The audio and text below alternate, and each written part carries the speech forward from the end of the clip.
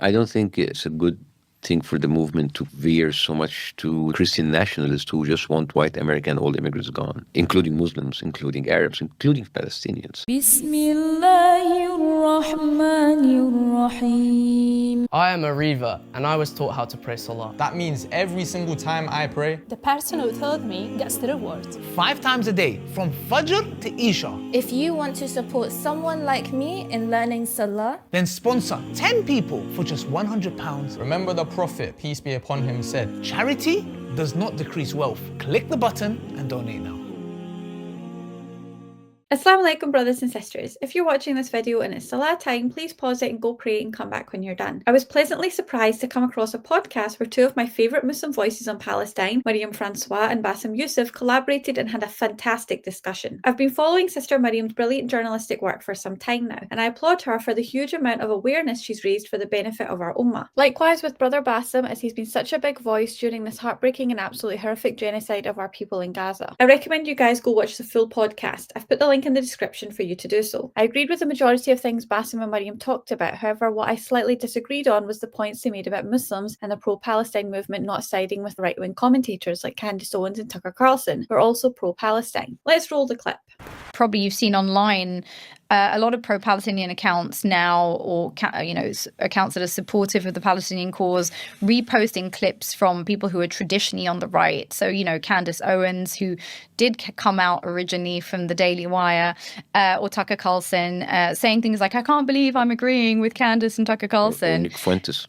Sorry? Or Nick Fuentes. Right. So what do you make of these new dissidents of the right who have become, in many cases, darlings of the Palestinian movement by people who think that they're finally seeing the truth? Yeah, I mean, I don't think in general it's a good thing for the movement to kind of veer so much to that direction, because it's going to be very easy to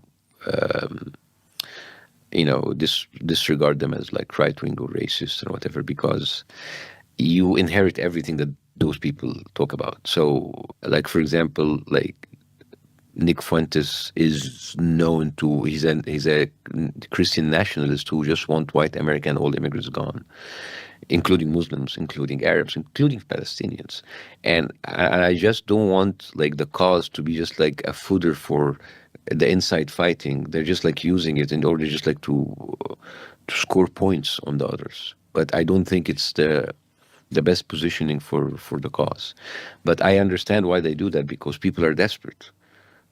If Satan himself talks against Israel, you will post his words, because you're just angry at what's happening and no one else is talking about, which is very disturbing, I have to say.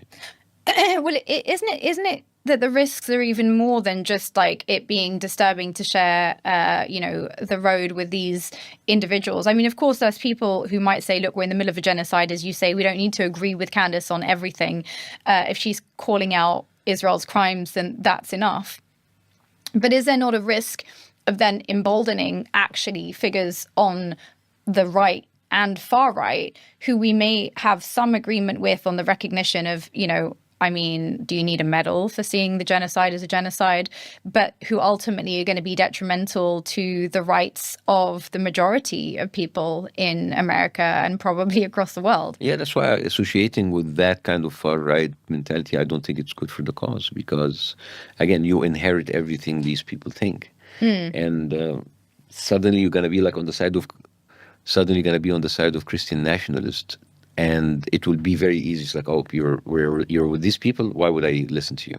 I completely get what both Myriam and Bassem are saying. In the past, Candace Owens and Tucker Carlson have openly held anti-Islam and even pro-Zionist views. But people can change and wake up from ignorance. Both Candace and Tucker lost their jobs at Zionist-run media outlets because they refused to blindly follow the narrative. And since then, Tucker and Candace have publicly apologised to Muslims and expressed regret for the Islamophobic views they previously held. I 100% agree with Bassem Youssef on Nick Fuentes. Candace. I think he's an outright bigot who has expressed no remorse for his prejudicial views, which he currently still holds. However, I don't think the same applies to Candace Owens and Tucker Carlson. Bassem made the point that by endorsing such people, the pro-Palestine movement inherits everything they represent. Again, I would say that applies more to Nick Fuentes than it does to Tucker and Candace. My response to that is, what's more important, the movement or stopping the genocide? I'm not sure if Bassem Youssef is aware that Candace Owens has publicly endorsed him and made positive statements about him in regards to his activism. I personally think it would be better for the movement if they sat down and had a conversation together, and the same applies to Myriam François sitting down with either Tucker or Candace. I just think we need all the help we can get right now in order to sway public opinion so we can increase pressure on these Western politicians to stop the genocide. Which is why I don't think it's a good idea to alienate ourselves from people with large platforms that are aligned with us on freeing Palestine. I feel like Bassem and Myriam were speaking from a more liberal leftist point of view, and I'm looking at it from a more Islamic perspective, as in we should transcend man-made political ideologies and instead should support anyone who's standing up for our brothers and sisters that are being oppressed. Sister Myriam did vocalise that there are many people from the pro-Palestine side that also share my point of view. However, I slightly disagreed with her and Bassem when they said that by aligning with these right-wing commentators, we're also emboldening their far-right narratives and in a roundabout way endorsing things like Christian nationalism. That is not the intention whatsoever. And again, that would apply to someone like Nick Fuentes, but there's a big difference between Tucker Carlson and Nick, or say Candace Owens and Tommy Robinson. I wouldn't label Candace or Tucker far right. Even the people on the far right don't do that. They instead call them the woke right. And respectfully, the left don't own the Palestinian cause. Again, I really think we need to get away from all this left and right wing talk, especially when there's an active genocide going on. I feel like Bassem Youssef was talking directly to Muslims with that Christian nationalism statement. As a Muslim, I don't agree theologically with Candace Owens or Tucker Carlson, or with some of their right-wing political views, but I align with them on Palestine. On the flip side, you have leftist, pro-Palestine LGBT voices like Owen Jones and Glenn Greenwald, and although Islamically I don't agree with their lifestyle choices, I once again align with them on Palestine and commend them for the brilliant work they've done for the cause. Sister Myriam made the point that nobody deserves a medal for doing the right thing, and she's 100% correct. However, I applaud anyone for standing with Palestine, as it's the more difficult stance to take, especially for people on the right, because they're showing moral clarity by rebelling against their in-group, simply because it's the right thing to do on a human level, when it would be easier for them to side with Trump and Israel, given the massive financial incentive in doing so. Brother Bassem also expressed concerns that if we align with people like Candace and Tucker, the powers that be won't listen to us. I think the opposite is true, because these politicians and the media are already not listening to us. But when people who used to be on their side, who have massive platforms, are speaking up for Palestine, they're more likely to listen to them over liberals, or moderate Muslims, or brothers and sisters that do dawah. There's no denying that voices like Tucker and Candace have woken up a lot of people who were either brainwashed by Israeli propaganda or were just sitting on the fence. And the impact has been immense. The Zionists are so rattled by this that they're putting money behind actively targeting people like Candace and Tucker in order to silence them. Once again, I have nothing but respect for the work both Myriam François and Bassem Youssef have done for the Palestinian cause, but I think for the time being we need to look at the bigger picture and pick our battles wisely. I personally feel that we should be in unity with people on the same side as us when it comes to Palestine, regardless of their political alliances, because us being at each other's throats plays right into the hands of the pro-Israel crowd. Thank you for watching. Until next time, inshallah. Assalamu alaikum wa rahmatullahi wa barakatuh. Allahu Akbar, Allah.